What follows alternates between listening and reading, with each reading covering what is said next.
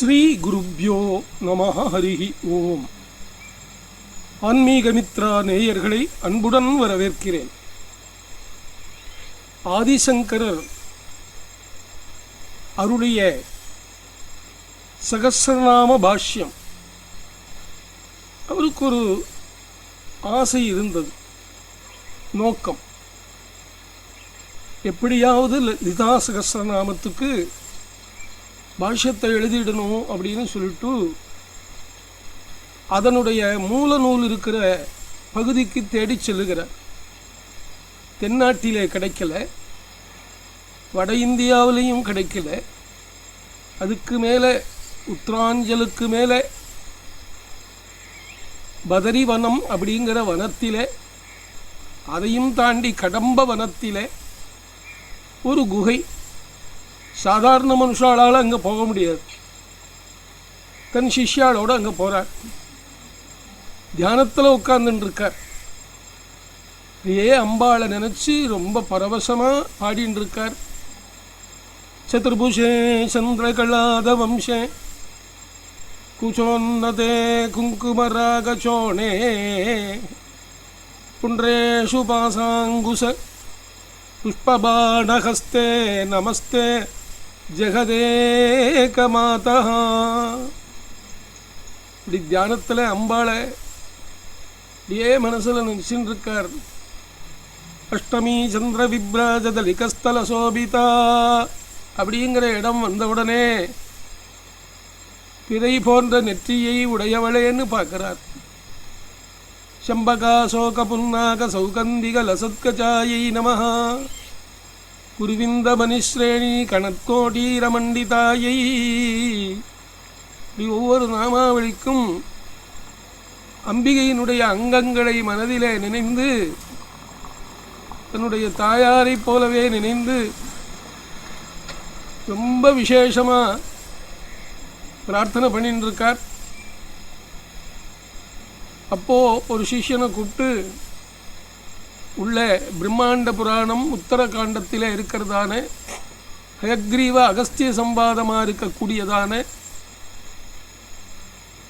லலிதோபாக்கியானம் இருக்குது, அதை போய் எடுத்துன்னு வாங்கோ, அந்த ஓலைச்சுவடியேன்னு சொல்கிறேன். சிஷ்யர்கள் போய் தேடுறா. ஒரு சிஷ்யன் போனால் எங்கே தேடியும் கிடைக்கல. சகஸ்ரநாமம்னு போட்டிருந்தது. உடனே கொண்டு வந்து கொடுத்தான். எடுத்து பார்த்தார், அது விஷ்ணு சகஸ்ரநாமம். அப்பா இதை சொல்லலை, லலிதா சகஸ்ரநாமம்னு இருக்கும், அந்த ஓலைச்சுவடியை எடுத்துண்டு வான்னார். ஒரு முகூர்த்தம் தள்ளி இன்னொரு சிஷ்யன் போனான். வேறு இடத்துக்கு போனான். அங்கே ஒரு ஓலைச்சுவடி சகஸ்ரநாமம்னு கிடைச்சது. எடுத்துன்னு வந்தான். இவர்கிட்ட கொடுத்தான். இவர் பிரித்து பார்த்தார், இது விஷ்ணு சகஸ்ரநாமமாச்சே, நான் கேட்டது லலிதா சகஸ்ரநாமத்தை தானே கேட்டேன் அப்படின்னு திரும்பி இன்னொருத்தர் அனுப்புகிறார். இப்படி பல முறை முயன்றும் அவருக்கு லலிதோபாக்கியானம் லலிதா சகஸ்ரநாம புஸ்தகம் கையில் கிடைக்கல. அதுக்கு பதிலாக அவருடைய சிஷ்யர்கள் கொண்டு வந்து கொடுத்தது விஷ்ணு சகஸ்ரநாமம். மகாபாரதத்தில் பீஷ்மாச்சாரியார் செய்த ஸ்தோத்திரமாக இருக்கிறதான விஷ்ணு சகஸ்ரநாமம் தான் கைக்கு கிடைக்கிறது. அப்போ அம்பாள் பாலா திரிபுர சுந்தரி ஜெயந்தி மங்களா காலின்னு பாகவதம் ஸ்தோத்திரம் பண்ணுறது. கருணாம் கருணா தரங்கிதாட்சிம் திருதபாசாங்குச புஷ்பபாணசாபாம் அணிமாதிபிர் ஆவருதாம் மயூகைஹி ரகமித்யேவி விபாவயே பவானிம். அந்த அம்பாளே பாலா திரிபுர சுந்தரி ஒரு சின்ன குழந்தை ரூபத்தை எடுத்துட்டு எதிரில் வந்தா. சங்கரர் ஸ்தோத்திரம் பண்ணினார். அம்மா, உன்னுடைய நூலுக்கு நான் வியாக்கியானம் பாஷ்யம் பண்ணணும்னு நீண்ட நாட்களாக ஆசை கொண்டு அந்த நோக்கத்திலே இங்கே வந்து புஸ்தகத்தை தேடுறச்சே எனக்கு புஸ்தகம் கிடைக்கல.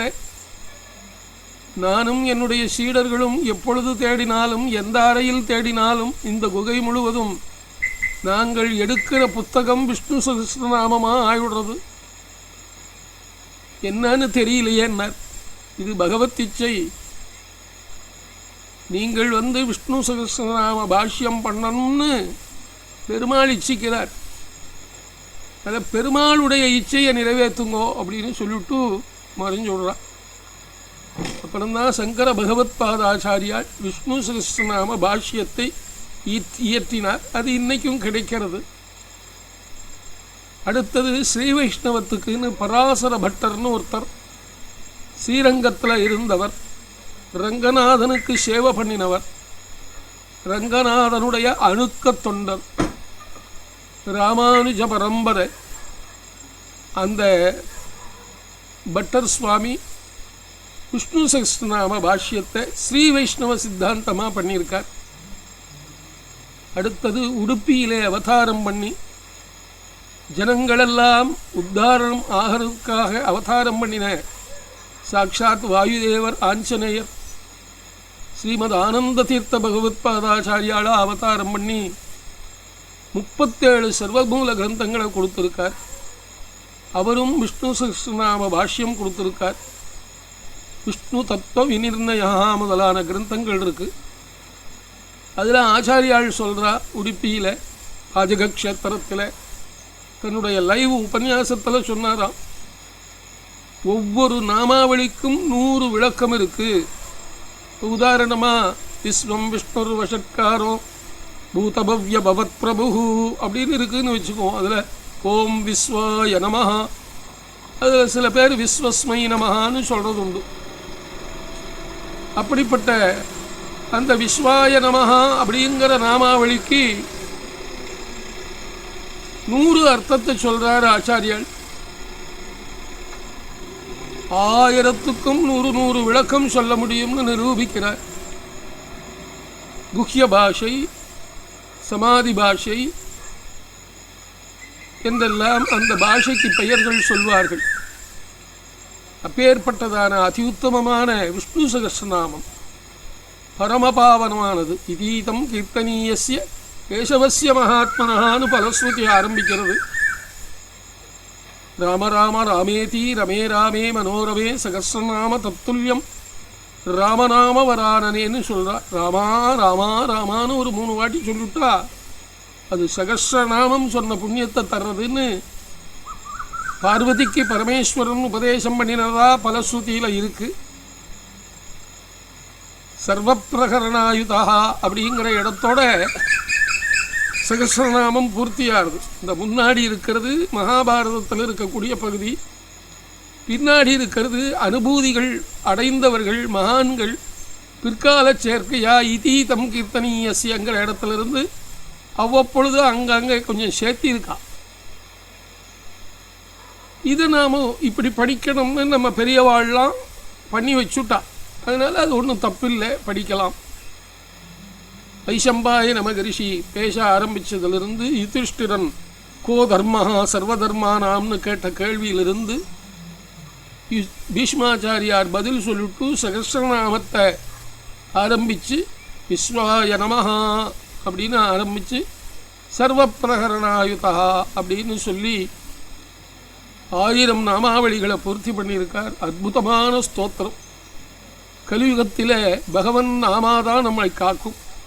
ஹரேர் நாமைவ நாமைவ மம ஜீவனம்னு சொல்லுவா. நம்ம ஜீவனம் எப்படி இருக்கணும்? ஜீவோ ஜீவஸ்ய ஜீவனம்னு பாகவதம் சொன்ன மாதிரி நாம் இருந்துருந்தாலும் நம்ம ஜீவனத்தின் நோக்கம் என்னவா இருக்கணும்? பகவத ஜீவனமாக இருக்கணும். பரமாத்மாவினுடைய ஹரிநாம சங்கீர்த்தனமாக இருக்கணும்.